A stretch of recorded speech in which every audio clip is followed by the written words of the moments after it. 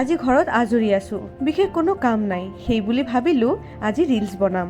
আগতীয়াকৈ কেইটামান গান মই সিলেক্ট কৰি থৈছো, সেই হিচাপে লুকটো ৰেডি কৰিছো।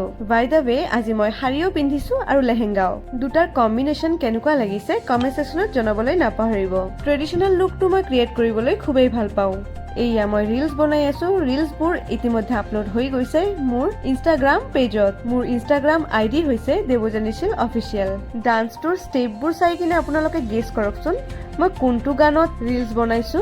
এইবাৰ আপোনালোকে জনাওক এই ভিডিঅ'টো আপোনালোকে দুনিয়াৰ কোনটো স্থানৰ পৰা চাই আছে। তেনেহলে নেক্সট ভিডিঅ'ত মই আপোনালোকক ধন্যবাদ জ্ঞাপন কৰিব পাৰিম। মোৰ আগৰ ভিডিঅ'ত কমেণ্ট কৰিছে বিজনীৰ পৰা মনোজ কুমাৰ ৰয়। ডিব্ৰুগড় টিংখঙৰ পৰা চাই আছে মুকুন্দ মাধৱ ডাঙৰীয়া। ডিব্ৰুগড় বহুত দূৰ আমাৰ ইয়াৰ পৰা। ইমান দূৰৰ পৰা মোৰ ভিডিঅ' চাবৰ বাবে আপোনালোকক সকলোকে বহুত বহুত ধন্যবাদ জ্ঞাপন কৰিছো। যিহেতু মই দুটা ৰিলছ বনাইছিলো আৰু সন্ধিয়াও হৈ আহিছিল। এনেতে মই ৰিলছ বনাই নাথাকো, কিন্তু আজিকালি ইমান মন গৈছে আৰু বনাবলৈও ভাল লাগি থাকে। আপোনালোকে উৎসাহ দিলে মই আৰু ধুনীয়া ধুনীয়া ৰিলছ আপোনালোকলৈ প্ৰেৰণ কৰিম।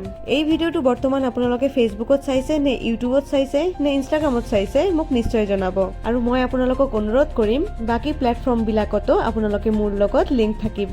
ইউটিউবত বৰ্তমান মোৰ 17,000 প্লাছ ছাবস্ক্ৰাইবাৰ হৈ গৈছে, কিন্তু যি লেভেলত মই পৰিশ্ৰম কৰি আছো সেই লেভেলত আপোনালোকে মোক মৰম দিয়া নাই। আপোনালোকৰ সামান্য এটা হাত চাপৰি, উৎসাহমূলক কমেণ্ট এটা আৰু সংস্কৃতিৰ ভেটিটোক উন্নত কৰা, এইখিনিৰ বাবেই আমাৰ যিমান পৰিশ্ৰম। কিন্তু মই জানো আপোনালোকে মোৰ পৰিশ্ৰমৰ মূল্য এদিন নহলে এদিন দিবই। সেইবাবেই মই গিভ আপ কৰা নাই। কিন্তু এনেদৰে শ্ল'লি গ্ৰোথ দেখিলে মোৰ উৎসাহ কমি আহে। সংগীতক মই পূজা কৰো, মিউজিক মোৰ প্ৰথম ভাল পোৱা। সেইকাৰণে সকলো ধৰণৰ লোকচান, বাধা বিঘ্ন আৰু কমফৰ্ট জোনক অৱজ্ঞা কৰি পগলা হাতীৰ নিচিনা জিদ ধৰি সাংস্কৃতিক কৰ্ম কৰি আছো। আজি নহলেও মোৰ মৃত্যুৰ পিছত আপোনালোকে মোক মৰম কৰিব, কাৰণ মোৰ কাম বিলাক যে ৰৈ যাব। যিমান দিন জীৱনটো আছে অলপো সময় নষ্ট নকৰাকৈ সাংস্কৃতিক কৰ্ম কৰি যাম, কাৰণ মোৰ বাবে এইখিনিয়ে হল পূজা, এইখিনিয়ে কৰ্ম আৰু এইখিনিয়ে ধৰ্ম। ৰিলছ বনাই আহি কিনে মই কেমেৰাৰ সন্মুখত অলপ নেকামি কৰি আছিলো, যিহেতু ইমান সময় ধৰি সাজিছো আৰু এই লুকটো ৰেডি কৰিবলৈ বহুত সময় লাগিছে। লেহেংগাযোৰ চিলেক্ট কৰা, শাৰী বাহিৰ কৰা, মেচিং ব্লাউজ চিলেক্ট কৰা, সেই ড্ৰেছযোৰৰ লগত আকৌ জুৱেলাৰী চিলেক্ট কৰা, তাৰপিছত পিন্ধা আকৌ মেকআপো আছে। সেইবাবে মই ভাবিলো দুই এটা ফটো নুঠিলে আধৰুৱা হৈ থাকিব।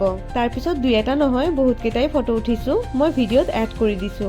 তো গাইজ, ভিডিঅ'টো কেনেকুৱা লাগিল কমেণ্ট ছেকশ্যনত নিশ্চয়কৈ জনাব। মই আকৌ আহিম নতুন নতুন ভিডিঅ' লৈ আপোনালোকৰ আগত। তেতিয়ালৈকে আপোনালোকে বহুত ভাল থাকিব আৰু মোক এনেই মৰম দি থাকিব। ভিডিঅ'টো যদি ইনষ্টাগ্ৰামত চাইছে তেনেহ'লে ফ'ল' কৰি দিব, যদি ফেচবুকত চাইছে তেনেহ'লেও ফ'ল' কৰি দিব, আৰু যদি ইউটিউবত চাইছে তেনেহ'লে ছাবস্ক্ৰাইব কৰি দিব। তো গাইজ, আকৌ লগ পোৱাৰ আশাৰে till then take care, bye বাই।